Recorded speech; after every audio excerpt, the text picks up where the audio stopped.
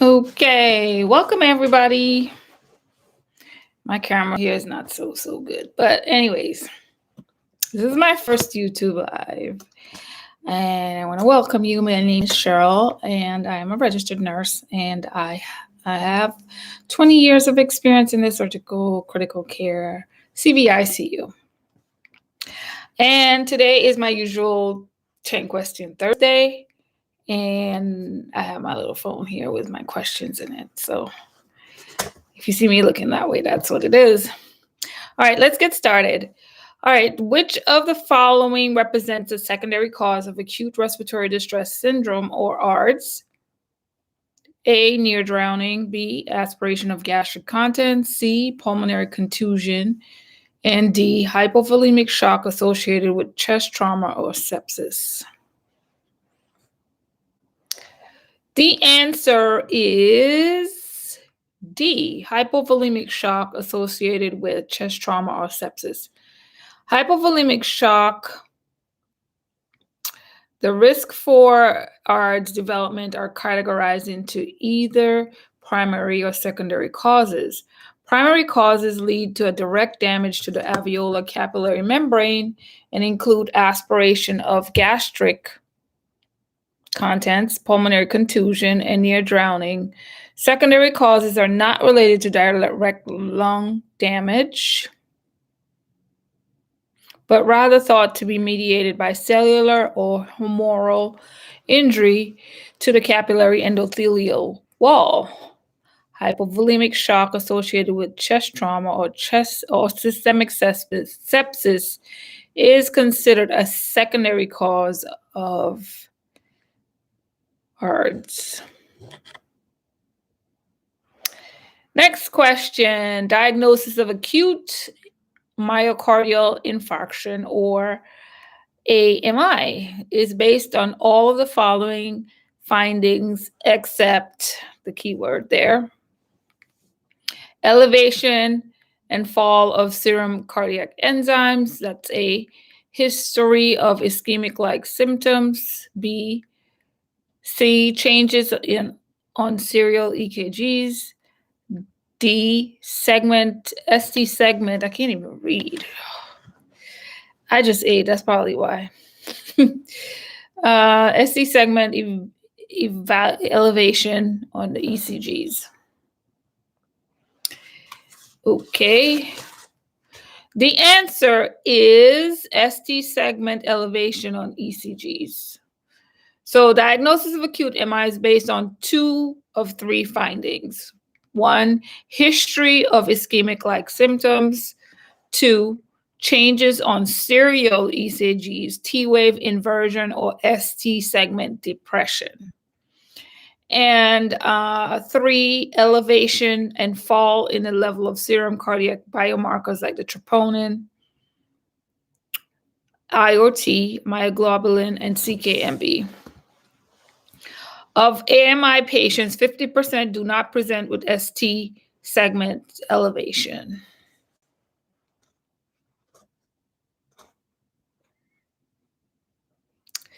Okay. Number 3, what causes the ventricles to become non-compliant or rigid in restrictive cardiomyopathy? A, gradual destruction of myocardial fibers. B, interstitial fibrosis or amyloid deposits. C, ventricular stenosis and hypertension. D, coronary artery disease. The answer is gradual destruction of myocardial. Actually, no, I'm giving you the wrong answer. I'm terrible today. I don't know what's going on. Okay, so the answer is interstitial fibrosis or amyloid deposits. And here is the explanation. Restrictive cardiomyopathy, the least common type of cardiomyopathy, is characterized by infiltration of the cardiac myocytes with abnormal tissue such as sarcoid or amyloid disease. Deposits of protein fibrils throughout the myocardium create a rubbery consistency of the ventricular wall, impairing myocardial function. The fibrotic muscle tissue becomes very rigid and with decreased compliance, thus limiting distension during diastole. Amyloid deposits are the most common cause. The gradual destruction of myocardial fibers occurs with dilated cardiomyopathy.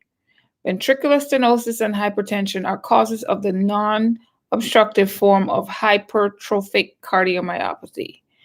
Coronary artery disease is the most common cause of dilated cardiomyopathy in the US. So that's the answer. All right, here's another question.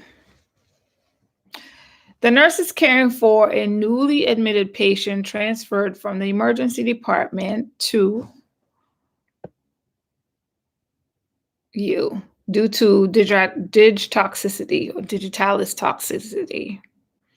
The patient's cardiac strip shows the following: a rate of 80 beats per minute, a rhythm that's irregular, rate increases with inspiration and decreases with expiration, a QRS complex that's normal, a PR interval that's normal, and which type of arrhythmia, if any, is the patient's most likely experiencing?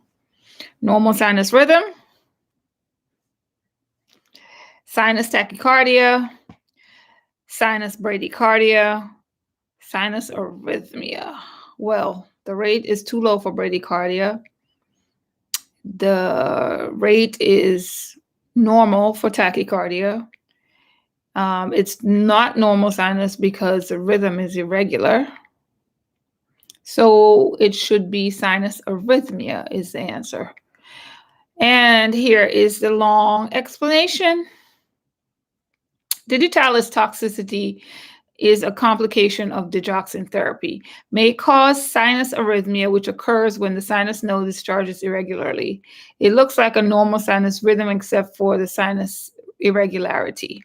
It's commonly associated with the phases of respiration. During inspiration, the sinus node fires faster. During expiration, it slows. Strip presentation is characteristic of rates from 60 to 100 beats per minute, irregular rhythm, phasic increase or decrease in rate, which may or may not be related to respiration, normal QRS complex, and PR interval. Okay, now I went over these questions before and I got this one wrong. And I learned something. I normally don't take care of patients who have digitoxicity. I think that's more on the medical side of the ICU.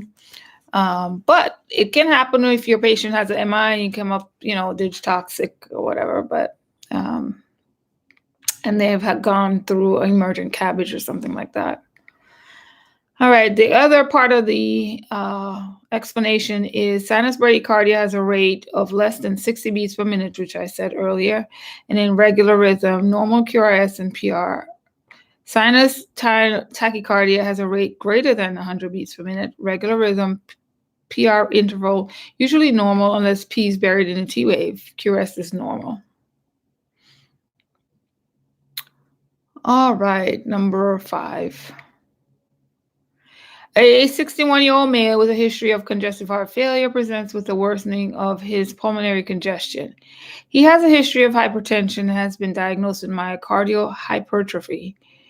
The echocardiogram showed an ejection fraction of 60%. Which of the following is the most probable underlying abnormality? A, biventricular failure, B, systolic dysfunction, C, diastolic dysfunction, or D, mitral regurgitation? Well, you have to know what diastolic and systolic dysfunction are to get this one. So here is the answer.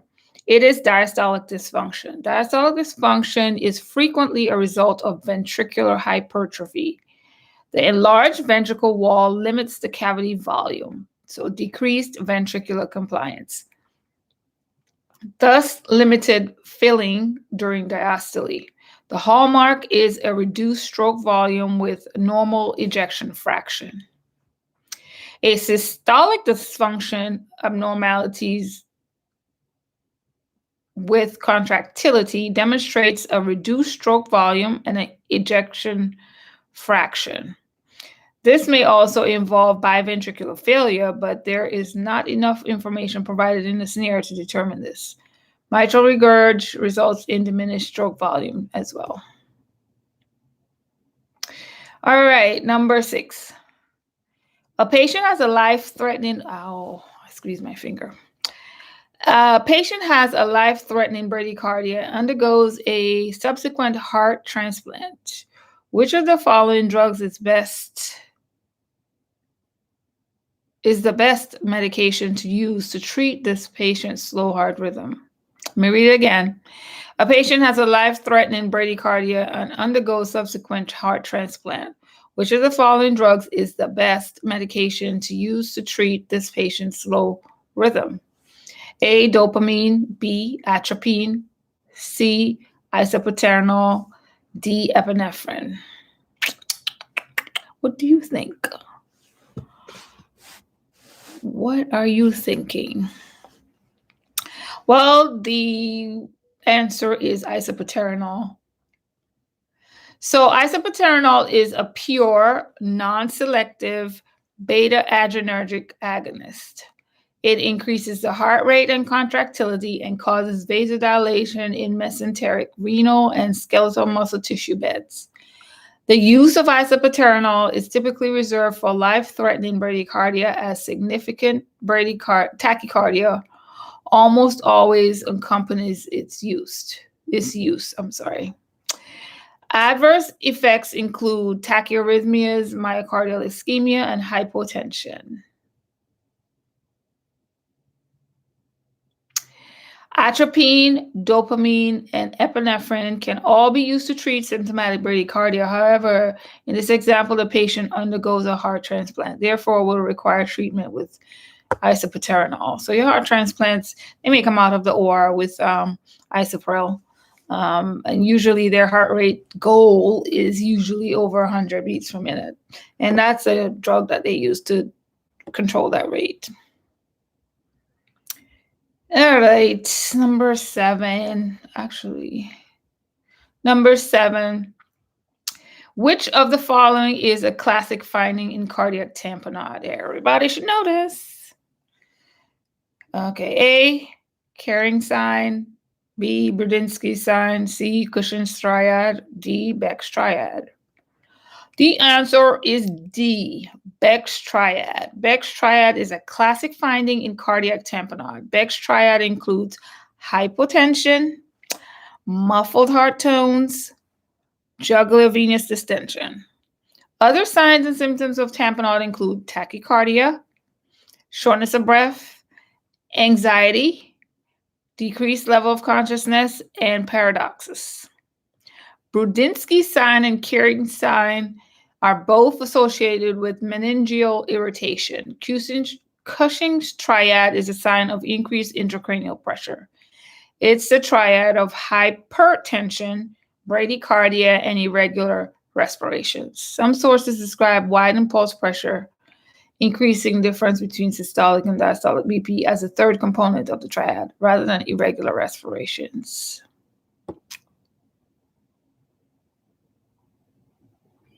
Okay. Number 8. Oxygen therapy that lasts longer than 48 hours should not exceed A, 30%, B, 40%, C, 50%, D, 25%. 50% is the answer to reduce the likelihood of oxygen toxicity. Oxygen therapy that lasts longer than 48 hours should not exceed 50%. So that's why we try to wean people off of the FiO2 if, it's safe for them to do that. I've seen my patients be in the ICU for over a week, and sometimes it takes a week or so to get them down below 50%, but that's just because that's what their oxygen demand is. Okay, an oxygen concentration of 100% FiO2 is regarded as safe for short periods of time, less than 24 hours. Oxygen concentrations greater than 50% for more than 24 to 48 hours may damage your lungs and worsen respiratory problems. Oxygen delivery levels are decreased as soon as PaO2 levels return to clinically acceptable levels, greater than 60%, greater than 60 millimeters of mercury or higher. That's why we trend the PaO2. All righty. Next question. This is number 9. Which of the following elements of an ECG or electrocardiogram represents atrial muscle depolarization? I posted some of these things on my Instagram account, which is at Cheryl Palmer RN. And just about the QRS in general. So the options are A, P wave, B, T wave, C, QRS complex, so D, segment, SC segment. The answer is A, the P wave. The P wave represents atrial muscle depolarization. The T wave represents ventricular muscle repolarization. The QRS complex represents ventricular muscle depolarization, while the SC segment represents early ventricular repolarization.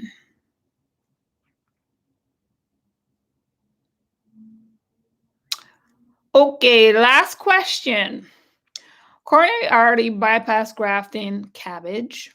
Surgery may be resolved in which of the following immediate postoperative complications? A, bleeding cardiac tamponade hyperthermia. B, bleeding infection hyperkalemia. C, bleeding infection cardiac arrhythmias. D, bleeding infection hypotension.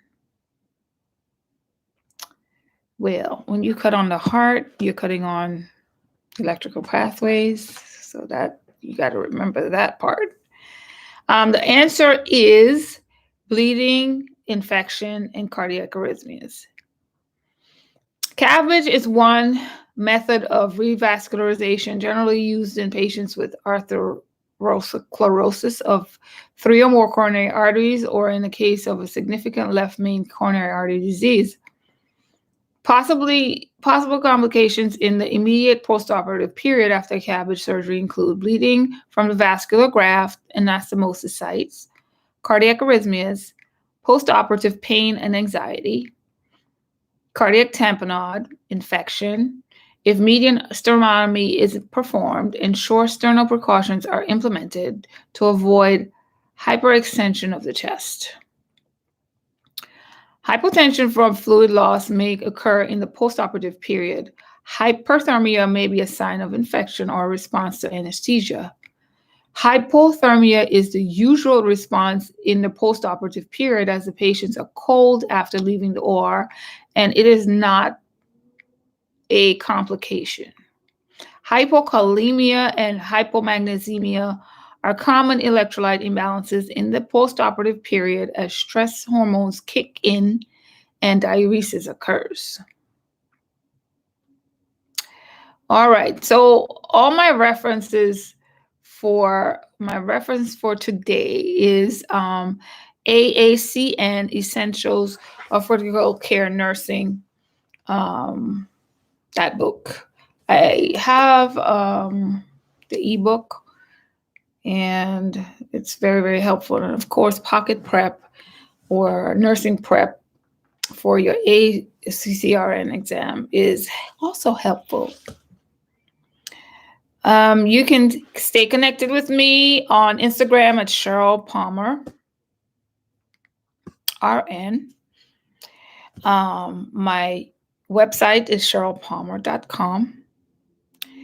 And you can check out the other links in my bio for other resources. Also on my website, there is a blog. There are classes that you can do. Some of them are on demand, even though they have dates with them. I do, if they're a free class, I do send out the link right away so you can check it out. They're free resource for the ICU. on my website as well, and you can download and get a free template of a brain sheet. And anything that you'd like me to have a class on or bring an expert on, because I sure don't know everything. And there are people who have very talented specialties. So you just let me know. You can email me at cheryl@cherylpalmer.com or info@cherylpalmer.com. And I'll see you next week. Thank you for watching.